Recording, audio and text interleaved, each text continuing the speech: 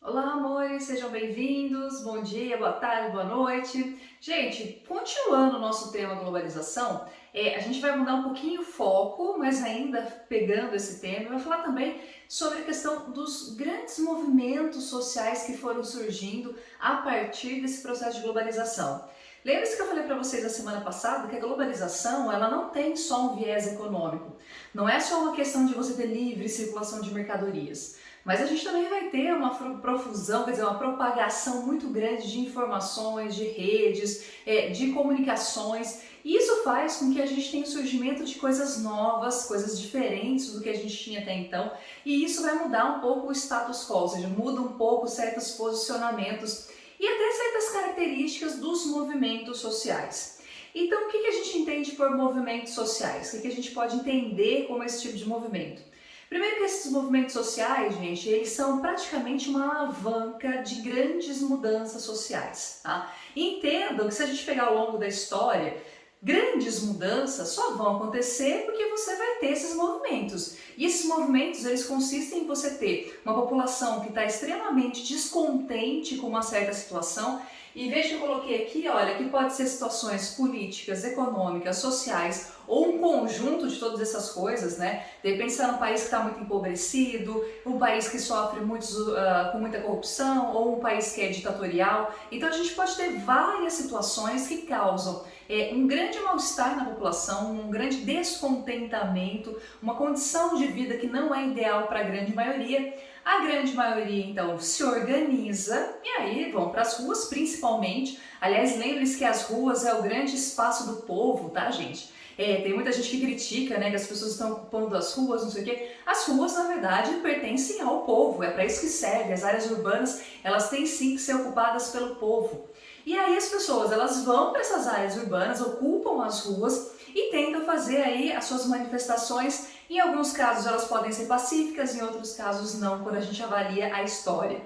Quero que vocês pensem assim, olha, se a gente pegar a Revolução Francesa, por exemplo, vocês acham mesmo que se não tivesse a Revolução Francesa, se o povo não tivesse ido para as ruas, feito todo aquele movimento, invadido castelos, vocês acham mesmo que ia mudar alguma coisa na França, gente? Vocês acham que os reis e rainhas franceses iam falar assim, nossa, coitadinho do povo, tá passando fome?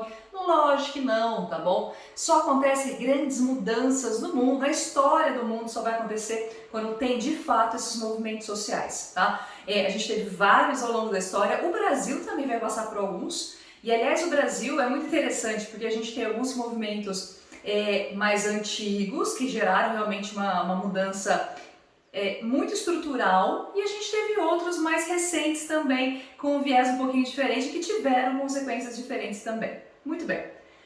Gente, como eu disse para vocês, você vai ter então um grande processo de descontentamento, tradicionalmente você tem uma crise, e essa crise é que vai fazer com que as pessoas se organizem. Tradicionalmente você tinha alguns atores, quando a gente pega as grandes revoluções, as grandes revoltas, você tem alguns atores, ou seja, você tem algumas pessoas que acabam organizando esses movimentos sociais e acabam organizando esses processos. Pode ser que não, ao longo da história a gente pode ter exemplos que não necessariamente tenha um, dois ou três representantes, mas de fato o povo todo se manifestando. Mas tradicionalmente, aqueles mais antigos, você tinha aí algumas figuras que organizavam essa movimentação. Bom, tradicionalmente também, o que faz com que você tenha esses movimentos sociais é essa questão de você ter uma profunda desconfiança em relação às instituições públicas. Quer dizer, você acha que as instituições elas não estão tentando favorecer o povo, ou trabalhando para favorecer o povo, hein? Será que isso acontece? Quase nunca, né? Muito bem, o que a gente vai ter pós-globalização? Como a gente viu na outra aula, a globalização ela vai trazer uma consequência também social, cultural, política, mas a globalização ela vai ser propulsionada, ou seja, ela vai ser alavancada, ela vai acontecer por conta também dos meios de comunicação e informação. Então, como a gente tem esses grandes meios diferentes, tecnologias novas surgindo, a economia se transformou em algo muito mais dinâmico, muito mais interativo, né, muito mais rápido entre todos os países. Ok. Só que esses meios de comunicação, né, essas várias redes que vão surgir, elas não vão servir apenas para isso. Elas também começam a ter um viés social, elas também começam a interagir com a vivência das pessoas. E aí entra, gente, na questão do surgimento das redes sociais. Como a gente viu nas outras aulas, as redes sociais, elas passam a ser presentes a partir desse momento da globalização. Elas começam, né, de forma lenta ainda, se a gente vai pegar os primeiros grandes meios de comunicação ainda, muito lento, muito tosco, até que vão surgindo as grandes redes, né? Você vai ter lá os primórdios do Orkut, mas depois a gente vai ter Facebook, a gente tem Instagram, a gente vai ter o Twitter, até a gente tem hoje no Brasil o WhatsApp. Eu falo Brasil, gente, porque nem todos os lugares do mundo usam tanto assim o WhatsApp, tá? Tem outros lugares que usam ou não usam nada, ou usam o Telegram, por exemplo, ou outros tipos de mídias, tá? Bem, quando você tem o surgimento dessas redes sociais, no primeiro momento, gente, as pessoas, quando elas começam a interagir com essas redes, realmente tem essa questão de você ter uma proximidade social, virtual com algumas pessoas. Então, por exemplo, você tem a busca, eu conheço tal pessoa do colégio, será que ela está no Facebook? Eu tenho uma piadinha aqui, eu assisti um filme aqui. Então você começa a ter essa movimentação das redes sociais, num primeiro momento, sem nenhum viés político. Porém, o que vai se percebendo é que depois de 2010, gente, vai pipocando aqui e ali vários posicionamentos políticos dentro dessas redes sociais. Então a gente percebe que essa rede social, ela começa de uma forma tímida, ela não vai ter esse viés político, só que aos poucos ela vai ficando politizada, ou seja, aos poucos você vai ter pessoas que começam a apresentar certas manifestações políticas de forma individual, nada coletivo, nada organizado, de forma pontual aqui e ali, e com questões que às vezes eram locais, quer dizer, pessoas preocupadas com questões da sua cidade, né, do seu bairro, e às vezes até questões globais, desmatamento, aquecimento global. Mas você começa a ter, né, pipocando ali vários desses posicionamentos muito individuais, sem nenhuma organização. Acontece, gente, que lentamente você vai tendo surgimento de alguns atores, que a gente chama de ator coletivo. Quer dizer, deixa de ser apenas um ou outro indivíduo, esse um ou outro indivíduo passa a ser compartilhado, as ideias dele passam a ser também compartilhadas por outras pessoas, e aí de repente você tem vários indivíduos, vários grupos, que não necessariamente, gente, estão na mesma cidade, estão no mesmo país, mas que apresentam o mesmo posicionamento. E assim fica muito mais fácil de você organizar certos grupos, fica muito mais fácil para você organizar, por exemplo, certos tipos diferentes de interações. Se eu pegar, por exemplo, o Estado Islâmico, aí claro que é um exemplo super radical, mas se eu pegar o Estado Islâmico, gente, o que permite lá em 2015 a propagação do crescimento do Estado Islâmico vai ser sem dúvida nenhuma as redes sociais. Tanto é que você tinha gente besta aqui no Brasil que ficava assistindo algumas coisas do Estado Islâmico e que resolveu, nossa, que ideia legal, matar pessoas, decapitá-las, vamos lá, né, para o Oriente Médio fazer parte dessa organização. Então vejam que assim, com as redes sociais fica mais fácil de alguns grupos se estruturarem. E isso pode acontecer tanto no meio virtual quanto também no meio físico, né? Elas podem extrapolar esses meios virtuais e podem parar sim nos meios físicos. Muito bem. Eu coloquei aqui alguns exemplos para a gente pontuar como que as redes sociais elas ajudam para que você tenha uma facilidade na organização de determinados movimentos e como que algumas crises geraram alguns eventos que extrapolaram então as redes sociais. O primeiro exemplo que nós temos, gente, é a crise financeira de 2008. O que vai acontecer lá em 2008 é que a gente tem nos Estados Unidos uma coisa que a gente chama de estouro da bolha. Tinha uma bolha imobiliária. Como assim? Lá nos Estados Unidos a gente tem coisas bem diferentes aqui no Brasil quando a gente fala desse setor imobiliário, tá, gente? Porque lá você tem, por exemplo, um fenômeno que eles falam de hipotecar suas casas. Talvez você já tenha assistido algum filme ou alguma série em que as pessoas falam muito isso, né? Vou hipotecar a minha casa. O que significa esse hipotecar a minha casa? A grosso modo, você está pegando uma espécie de empréstimo do banco e está dando a sua casa como garantia. E aí você está hipotecando, quer dizer, você está deixando a sua casa, se você não conseguir pagar as prestações desse empréstimo, você fica sem a casa.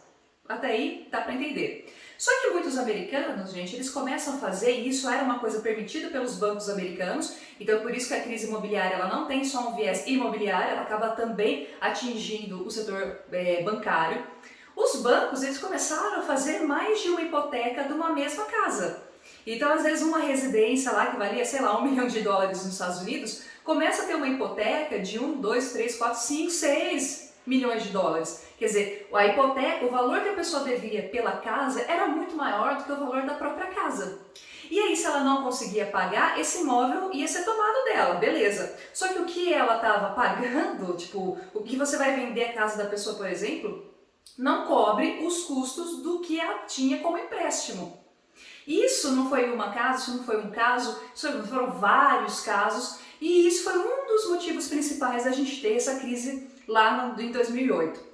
Como nós já estamos no mundo globalizado, o que acontece em um país, principalmente como os Estados Unidos, se propaga para outros também, e isso faz com que a crise seja internacional. Muito bem. Essa crise de 2008, gente, ela vai gerar nos Estados Unidos uma série de manifestações. Por quê? Acontece, gente, que lá em 2008, pós-2008, você vai ter vários americanos que foram morar praticamente na rua.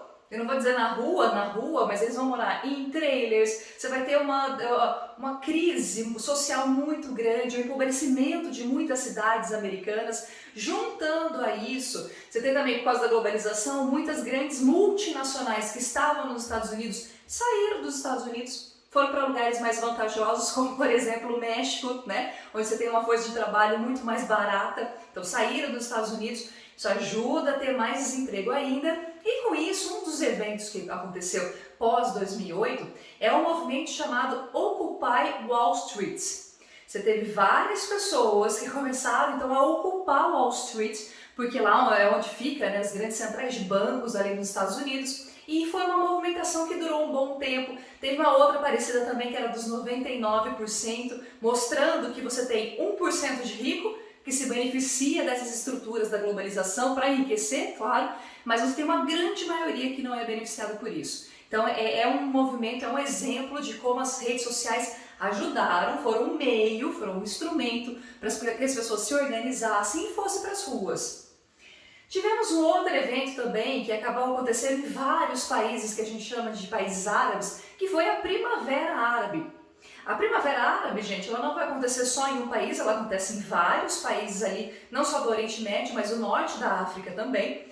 Começa na Líbia, mas depois ela se espalha, ela vai para o Egito, ela vai para a Síria. E esse aqui, gente, Primavera Árabe, ela foi um exemplo ideal de mostrando pra gente como essas redes sociais, elas são um instrumento, elas favorecem, elas facilitam essas organizações, esses movimentos sociais. Foi graças ao Facebook que aconteceu a Primavera Árabe? Não.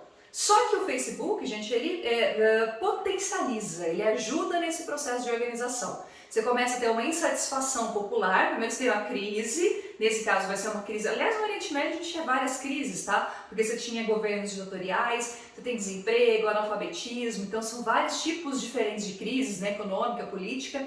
E aí a população extremamente descontente, a população extremamente puta da vida com tudo que estava acontecendo, começam então a ter várias manifestações nas redes sociais, nesse caso principalmente Facebook, a gente está falando ali de 2011, e aí, gente, o Facebook ajuda as pessoas a se organizarem para ir para as ruas, marcando dias, marcando horários para que as pessoas realmente fossem às ruas para fazer então suas manifestações. Algumas delas funcionaram, tá? Algumas delas derrubaram o presidente ou o ditador ali do país, mas outras não tiveram consequências tão boas assim.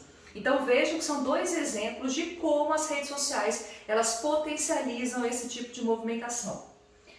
Bom, e aí tem que ficar claro para vocês que as redes sociais, gente, elas são um meio, elas são um instrumento e elas ajudam a potencializar, elas ajudam de repente alguns movimentos a ficarem maiores. Aqui no Brasil a gente tem exemplos disso? Sim, vários, principalmente pós 2013. 2013 a gente teve, por exemplo, os movimentos ali do Vem Pra Rua, o próprio MBL vai também crescer nesse processo. Então a gente tem o Black Bloc aqui no Brasil, né, também. Então a gente tem esses meios sociais, essas redes sociais ajudando, criando ou ser um instrumento para você ter de fato essas movimentações, não só no meio virtual, mas também no meio físico.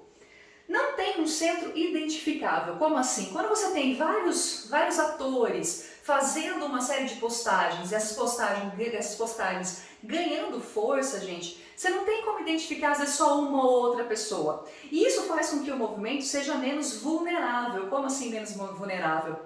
Se eu pegar na década de 50 aqui no Brasil, alguns movimentos sociais criados, por exemplo, se eu pegar na década de 60, que a gente estava lá em plena ditadura militar aqui no Brasil, a UNE, né, a União Nacional dos Estudantes aqui no Brasil, ela foi muito rechaçada pela ditadura militar porque eles é que organizavam movimentos sociais. Eles é que iam para a rua para organizar contra a ditadura. A UNE, gente, durante a ditadura, ela teve que praticamente ser extinta, porque ela foi muito perseguida, muitos membros foram presos, torturados, e aquela coisa toda que a gente já conhece da ditadura brasileira.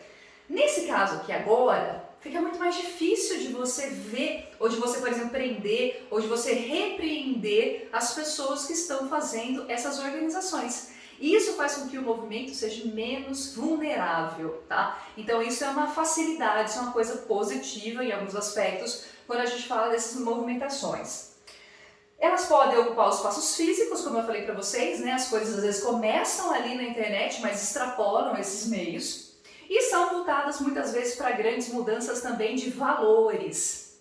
Gente, lembra que no último vídeo eu falei sobre o globalismo? Uma das coisas que o globalismo preza, ou que ele critica, é que você tem uma grande mudança de valores por conta da globalização. Realmente, a cultura ela teve certas modificações, a gente tem certos tipos de pensamentos que se propagaram, aumentaram por conta das redes sociais. E muitas vezes, alguns desses movimentos, eles querem defender ou querem retomar determinados valores. Isso, com o tempo, vai ter uma consequência muito clara, gente, nas eleições. A gente começa a ter várias consequências eleitorais. Eu não estou falando só do Brasil, eu estou falando também de vários outros países do mundo inteiro, tá? E aí os maiores exemplos a gente tem Estados Unidos, mas a gente também vai ter Reino Unido, a gente vai ter a Ucrânia, a gente vai ter a Polônia. Então, e no mundo inteiro, gente, vários países vão ter, então, as redes sociais como uma forma de modificação também das estruturas eleitorais. Aliás, todas as campanhas eleitorais, quando a gente pensa em marketing, né, quando a gente pensa o capitalismo na forma como vende os produtos, mas essas campanhas eleitorais, elas se apropriam disso e elas vão perceber ali um meio muito forte, muito bom para certas mudanças e para certas articulações que antes eram inexistentes. Bom, esses movimentos, eles, sem dúvida, são expressões de certos grupos, tá? É uma forma de você ter certos grupos conseguindo ter uma maior visibilidade. Se eu pegar os movimentos feministas, por exemplo, tá, gente? Eles ganham realmente muita força a partir de agora. Então você tem, de repente, as minorias que tinham menos voz, que tinham menos poder de fala, né? Ou menos lugar de fala. A partir desse momento, eles também conseguem ter uma expressão maior. E aí a gente tem vários movimentos, não só os feministas, mas a gente tem o próprio movimento do Sem Terra, a gente vai ter os movimentos antirracistas. Então você tem vários movimentos que começam ali a se expressar nessas redes. Só movimentos positivos? Não. Infelizmente, a partir desse momento, você também dá ferramentas, porque é uma coisa democrática, de uma certa maneira, tá, gente? Então você também dá voz para grupos que, de repente, não deveriam ter voz, né? Como, por exemplo, neonazistas, como, por exemplo, grupos extremistas radicais de extrema direita, como, por exemplo, grupos terroristas muçulmanos. Então você tem esses extremismos também ganham força. Então, quando a gente fala que são expressões de grupos, em alguns casos, isso traz certos tipos de pensamentos, certos tipos de valores extremamente positivos, de mudança, de melhoria social. Mas não quer dizer que também não tem o surgimento de coisas extremamente negativas, tá? Alguns movimentos ou alguns pensamentos que deveriam ter ficado enterrados lá na puta que pariu mesmo, tá? Que é para lá mesmo que eu acho que tem que ir. Por exemplo, gente, surgir movimentos querendo ressuscitar o Ku Klux Klan. Meu pai amado, vai tomar banho. Bom, muitos desses movimentos ressaltam que eles têm uma liberdade de expressão. E em algumas maneiras eu concordo, tá bom? Eu acho que é importante a gente ter a liberdade de expressão. Eu, por exemplo, consigo dar essa aula para vocês porque eu tenho uma liberdade de expressão. Eu consigo me manifestar livremente, não sei se totalmente livre, tá? Porque querendo ou não, de repente um pai, uma mãe, ou uma tia, ou alguém vê esse vídeo e pode ser que eu tenha um prejuízo para mim, mas eu tenho uma certa liberdade de expressão. O problema é que muitas vezes essa liberdade de expressão, ela extrapola e aí ela vai dar origem, ó, até coloquei aqui, a alguns posicionamentos e algumas falas que são sim extremamente extremistas. A gente tem sim uma polarização política muito forte a partir desse momento, principalmente pós 2016, tá? 2016 ela vai ser praticamente um marco de como essa ação das redes sociais ela vai ter um viés que não é só dar voz a pessoas oprimidas, não é só dar voz a alguns grupos, mas ela também vai trazer à tona uma bipolarização, quer dizer, um extremismo político muito forte, muitas vezes até muito ofensivo com algumas pessoas, porque a internet, querendo ou não, virou muitas vezes uma terra sem lei, onde as pessoas dizem aquilo que elas querem dizer, né? Onde as pessoas realmente falam um monte de besteiras e muitas vezes não tem nenhuma repressão, não tem nada, não tem como você nem ver quem foi a pessoa, porque ela fica no anonimato. Nós vamos ter então esses extremismos, a pós-verdade, que é a fake news, como a gente já conversou, tá? Você tem a propagação dessas várias fake news que vão ser muito usadas para fins eleitorais, e isso é de vários lados, tá, gente? Não é só de direita não, a esquerda também vai fazer isso. Você tem então a utilização de notícias, a propagação de notícias falsas, que ainda por cima, né, você consegue espalhar essas notícias a partir de robôs. E isso muitas vezes as pessoas recebem vídeos, recebem memes, recebem coisas lá no seu WhatsApp e acredita que aquilo é de fato verdade, tá? Então essa pós-verdade que, de novo, ganhou muita força em 2016 e uma das pessoas que mais fez isso, gente, fez isso aliás com uma maestria, foi o Donald Trump, tá? Sem dúvida nenhuma, esse sujeito, ele assim, ele foi rei dessas manifestações ou dessas movimentações de pós-verdades, que foi depois até copiado, né, gente? Que no Brasil foi muito copiado por outras pessoas e em outros lugares do mundo também. E mais uma vez essa questão da radicalização política muito forte que vai ter no mundo inteiro e que no Brasil a gente vê isso até hoje, né? Se você é uma coisa, você não pode ser outra. Se você fala uma coisa, automaticamente você é isso, você já é taxado, e isso é graças sim a essas redes sociais. Gente, entenda, eu não sou contra as redes sociais, muito pelo contrário, tá? Eu gosto muito, passo um tempo grande da minha vida, infelizmente, inútil nessas redes sociais, sim, e acho que muitos de nós passam também. Ela trouxe eu acredito sim que ela trouxe uma série de benefícios para as pessoas, uma proximidade que você pode ter com um outro, até você ter sim, você ter um viés mais político. Eu acho importante a gente se posicionar, ser crítico. Não existe cidadão sem ser político no Brasil, todo mundo tem que ter um posicionamento político, não extremista e não radical, mas acredito sim que nós tivemos certas consequências que muitas vezes podem ser negativas, tá? Em alguns casos positivas e em outros negativas. Vou deixar aí no ar para vocês ficarem pensando sobre esse assunto, e aí quando a gente fizer nosso encontro no Meet na próxima semana, a gente conversa mais sobre esse assunto, tá certo? Espero que vocês tenham gostado, espero que vocês tenham entendido. Qualquer dúvida, qualquer questão que vocês tiverem, por favor, me avisem, tá? Vocês sabem que eu adoro conversar sobre essas coisas, e aí semana que vem a gente se encontra para falar mais. Gente, um beijo para vocês, boa semana e até mais. Tchau, tchau. Se cuidem. Tchau, tchau.